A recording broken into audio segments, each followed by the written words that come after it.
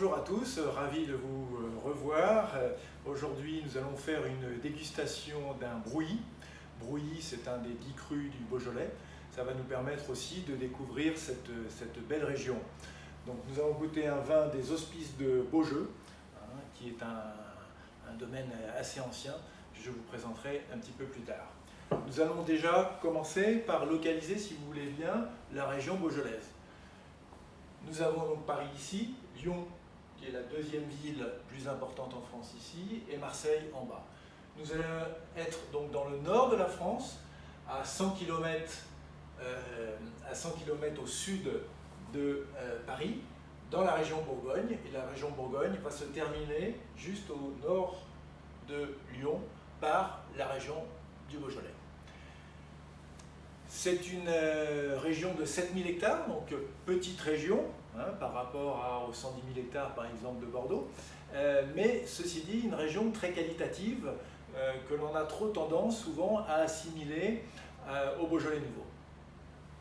Une région avec principalement du rouge, puisque nous avons 97% de vin rouge et seulement 3% de blanc. Les deux grands cépages, le gamay pour les rouges, cépage que nous allons regarder aujourd'hui, goûter aujourd'hui, et en chardonnay, en cépage blanc, comme tous les vins de la Bourgogne. Le gamay, on est sur un cépage qui est très gourmand, clair aussi, ce sont les jus les plus clairs que vous allez trouver dans toutes les gammes de cépages, et un vin aussi plutôt friand, gourmand. On cherche plutôt aussi la fraîcheur sur ce type de vin. C'est une région avec des appellations qui ont été mises en place en 1937, donc tout au départ des appellations, puisque les premières appellations ont été mises en place en 1936. Nous sommes sur un climat continental, puisque effectivement on est vraiment au milieu de terre, tout au moins avec une petite influence méditerranéenne, puisque vous avez le couloir rhodanien, par lequel remontent des vents qui apportent de temps en temps un petit peu d'air humide. Et puis vous avez, chose qu'il ne faut pas oublier, la Saône, qui est une grande rivière, qui est en bordure justement est du Beaujolais, et qui va aussi apporter de l'humidité et de la fraîcheur pour permettre une bonne maturation du raisin. Il fait donc assez froid l'hiver, puisque vous allez voir que c'est assez montagneux, pas beaucoup de collines en fait, et on a des étés qui peuvent se révéler chauds, donc des amplitudes thermiques qui sont importantes. En termes de sol, vous allez avoir deux types de sols. Dans le nord, nous allons trouver les différents crus, donc là on va être plutôt sur des sols granitiques qui vont apporter de la minéralité.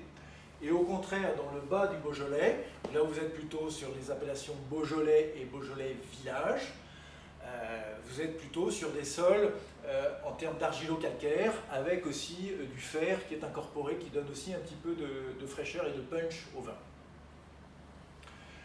Des altitudes qui sont assez importantes, je vous disais que c'était montagneux, alors montagneux c'est peut-être un grand mot, mais plutôt un ensemble de collines. On varie en moyenne entre 400 et 450 mètres d'altitude, ce qui est beaucoup par rapport aux différents vignobles en France.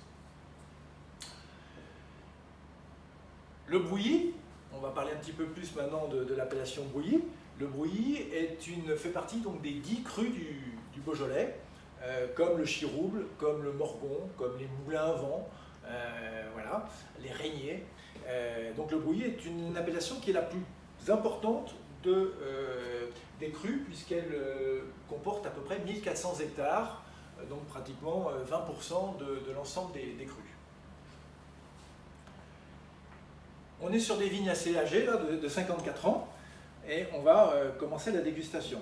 Alors, quelques petits conseils d'utilisation. Pour ouvrir votre bouteille, vous pouvez utiliser un tire-bouchon ou ce qu'on appelle un limonadier. Vous avez certainement vu ce petit outil dans les mains des restaurateurs notamment. C'est pratique. Vous avez une partie avec un petit couteau. Ça vous permet d'enlever la capsule.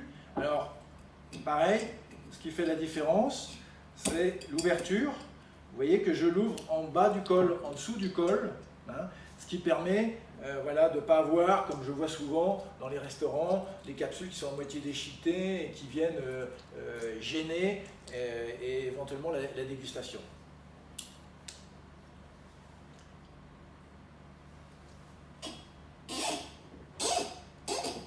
Voilà, un limonadier aussi à 2 étages, ça permet déjà de sortir une première fois le bouchon et puis à nouveau de revisser. Voilà, et là on le sort facilement.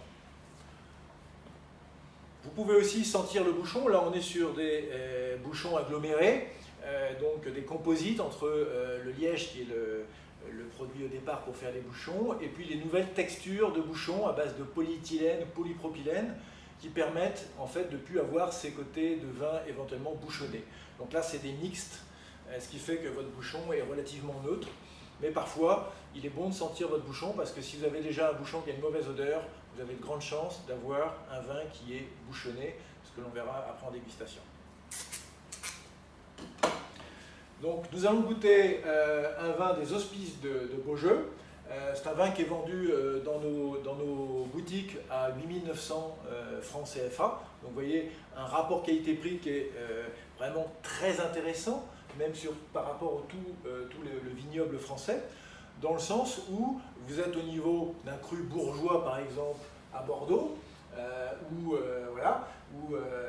d'un premier cru en Bourgogne, région que l'on étudiera un petit peu plus tard, et sur un rapport qualité-prix qui est encore 8 900, qui me paraît vraiment très, très honnête par rapport à la qualité du produit.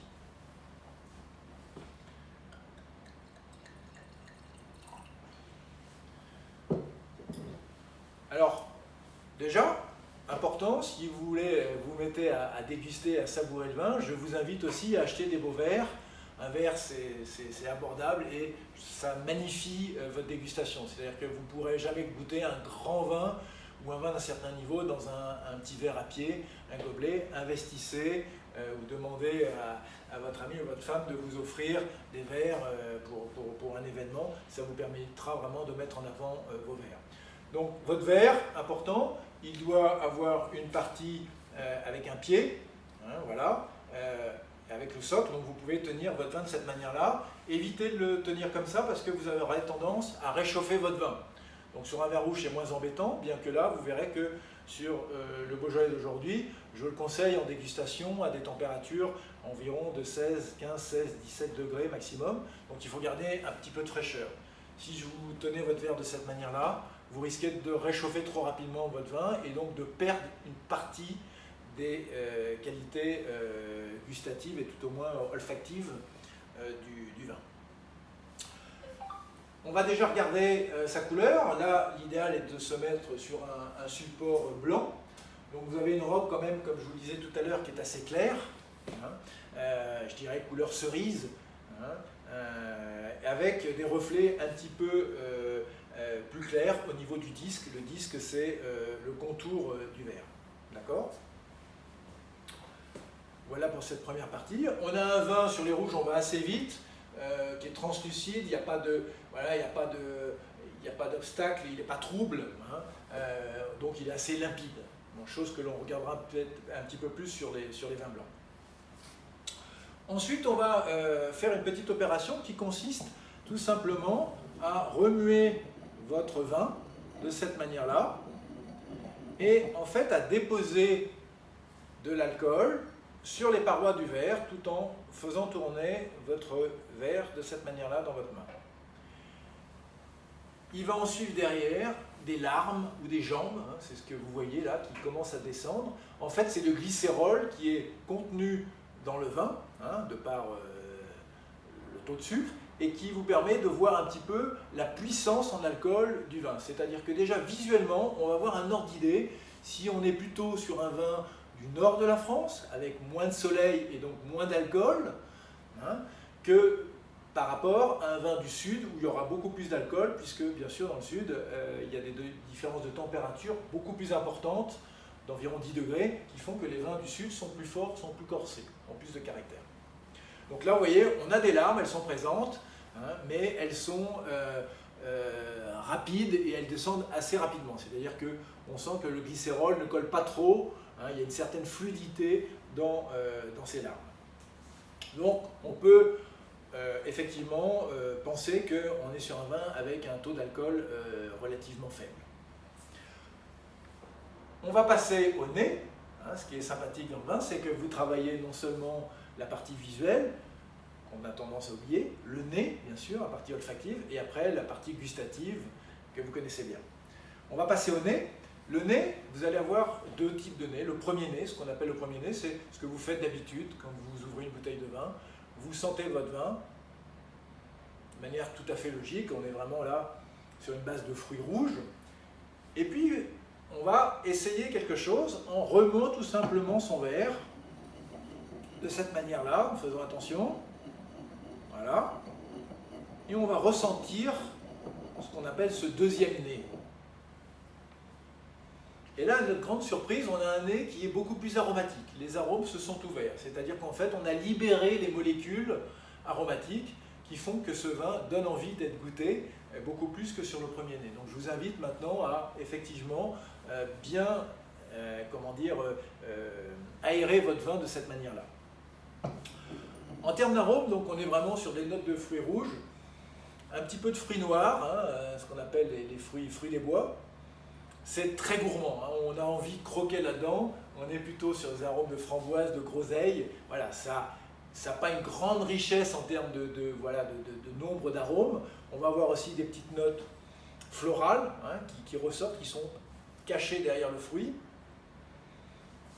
Et puis un petit peu aussi des notes d'épices légères, le côté un petit peu floral, épices qui vient en complément. On va le goûter et on va en attaque de bouche regarder un petit peu l'acidité, la fraîcheur, pour ensuite regarder la structure du vin.